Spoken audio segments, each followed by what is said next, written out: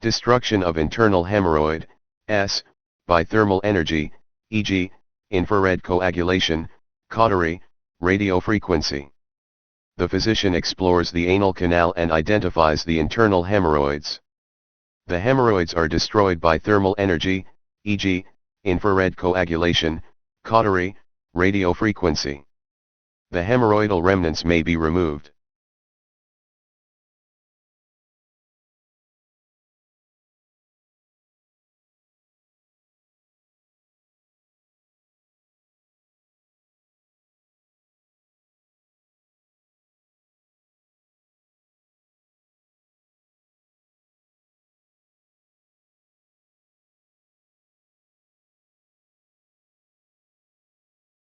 Destruction of cyst or lesion iris or ciliary body, non-excisional procedure.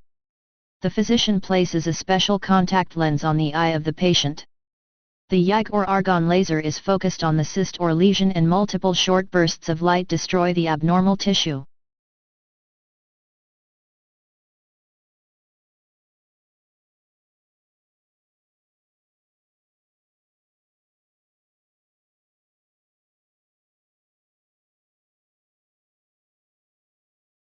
Destruction of lesion, conjunctiva. The patient's face and eyelid are draped and prepped for surgery. Local anesthesia is administered and a lid speculum is inserted. A freezing probe, cryotherapy, is applied to a lesion on the conjunctiva. No repair is required.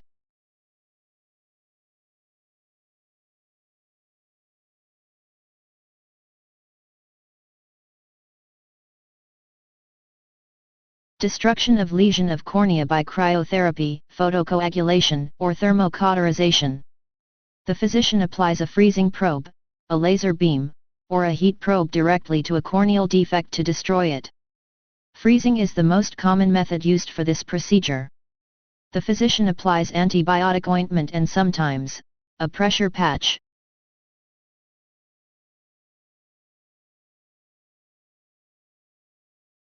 Destruction of lesion of lid margin, up to 1 cm. The physician administers a local anesthetic and the face and eyelid are draped and prepped for surgery. An electrocautery tool or photocoagulation is used to destroy the small eyelid lesion.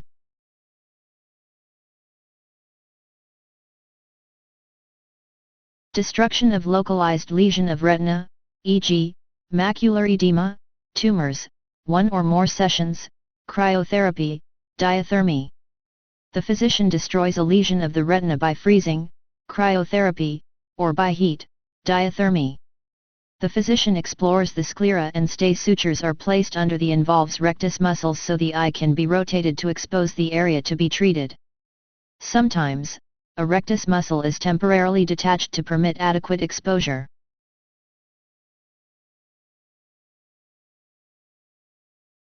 Cryotherapy and diathermy are performed without entering the posterior chamber. Either probe is pressed against the sclera overlying the site of the retinal lesion until it is destroyed or until the session is completed. Any muscle incision is repaired and any stay sutures removed. A topical antibiotic or pressure patch may be applied.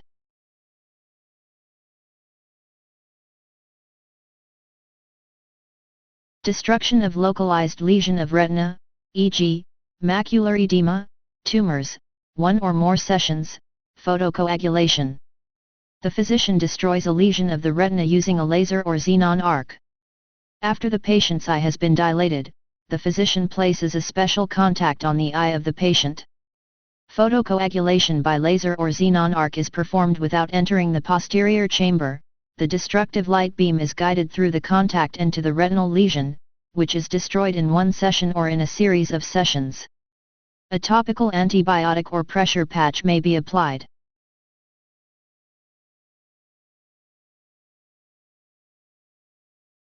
Destruction of localized lesion of retina, e.g., macular edema, tumors, 1 or more sessions, radiation by implantation of source, includes removal of source.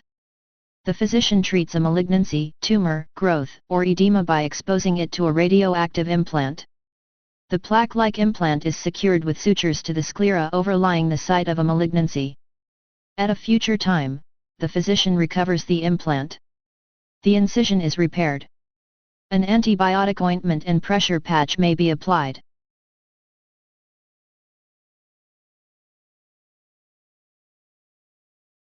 Destruction of extensive or progressive retinopathy, e.g., diabetic retinopathy, 1 or more sessions, cryotherapy, diathermy. Photocoagulation. The physician destroys small vessels that are leaking blood on the retina. Cryotherapy and diathermy may be performed without entering the posterior chamber. Either probe is pressed against the sclera overlying the site of the retinopathy until it is destroyed.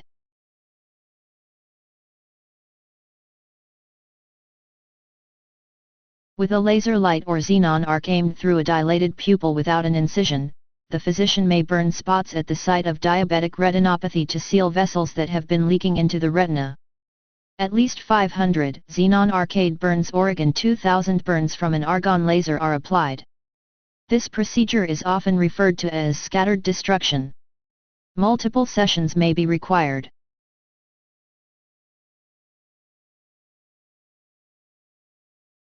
Destruction of extensive or progressive retinopathy, 1 or more sessions, preterm infant, less than 37 weeks gestation at birth, performed from birth up to 1 year of age, e.g., retinopathy of prematurity, photocoagulation, or cryotherapy. The physician treats extensive or progressive retinopathy by freezing, cryotherapy, or by laser, photocoagulation, in a preterm infant, less than 37 weeks gestation at birth, performed from birth up to 1 year of age.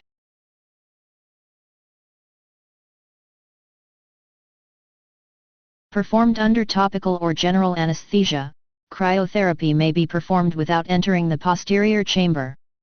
Under direct visualization, the physician applies a freezing probe to the avascular retina. Approximately 50 applications may be required. Alternately, the physician may ablate the targeted area using a laser photocoagulation device. Multiple sessions may be required, although this code should be reported only once during a defined treatment period.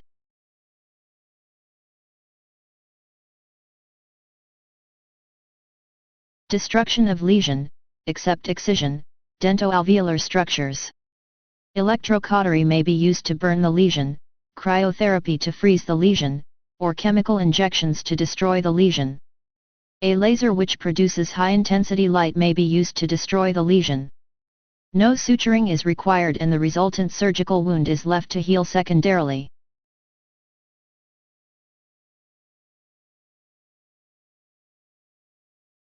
Excision or destruction of lesion of pharynx, any method. The physician uses an intraoral approach to excise or destroy the lesion. Destruction may be accomplished using a laser, cryosurgery, or electrocoagulation to cause the tissue to coagulate. Methods of excision may include avulsion or curettage.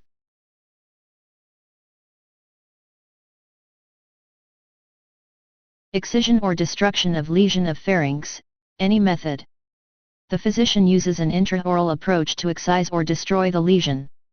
Destruction may be accomplished using a laser, cryosurgery, or electrocoagulation to cause the tissue to coagulate.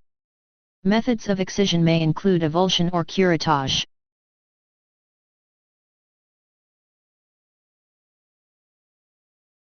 Destruction of lesion, palate, or uvula, thermal, cryo or chemical. The physician destroys a lesion of the palate or uvula. Destruction may be accomplished by using a laser or electrocautery to burn the lesion, cryotherapy to freeze the lesion, or chemicals to destroy the lesion.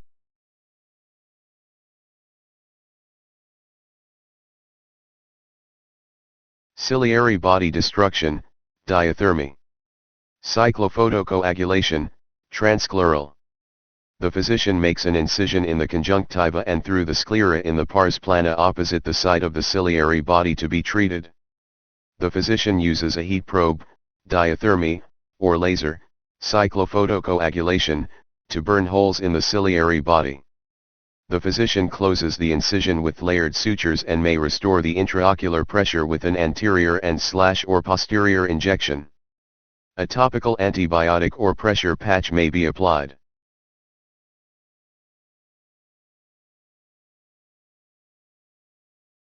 Ciliary body destruction, cyclophotocoagulation, endoscopic. Endoscopic cyclophotocoagulation or ECP, is used for open-angle glaucoma and narrow-angle glaucoma. In this procedure, the ciliary body of the eye, which creates fluid, is treated with a laser. This reduces fluid production that in turn, reduces intraocular pressure. The ciliary body is a small gland running around the circumference of the eye located behind the iris.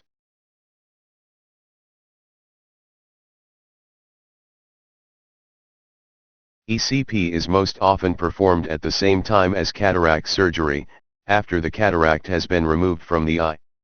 No additional incisions are required.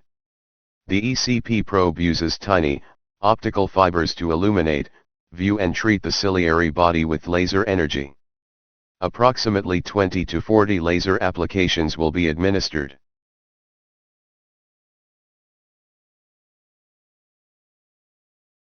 Ciliary body destruction, cryotherapy. The physician applies a freezing probe to the sclera over the ciliary body with the purpose of destroying the ciliary process. This is especially useful in aphakic patients.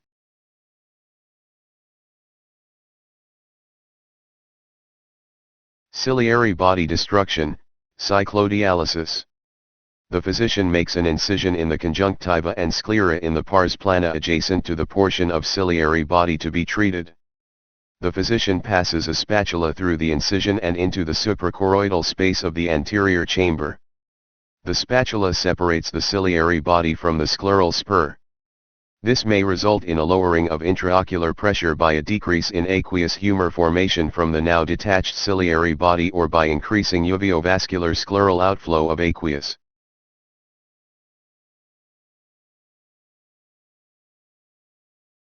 The physician closes the incision with layered sutures and may restore the intraocular pressure with an anterior and/or posterior injection.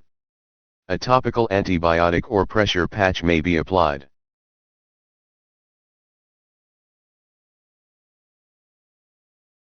Excision or destruction lingual tonsil, any method. The physician removes or destroys the lingual tonsils. The physician uses an endotracheal tube or an operating laryngoscope with jet ventilation to ventilate the patient. Using an intraoral approach, the physician uses a laser to destroy the lingual tonsils.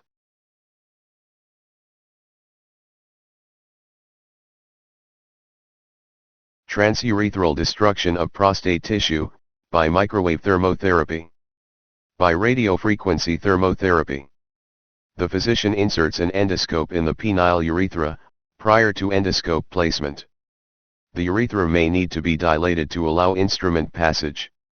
After the endoscope is passed, a microwave thermotherapy stylet is inserted in the urethra and the diseased prostate is treated with electromagnetic radiation.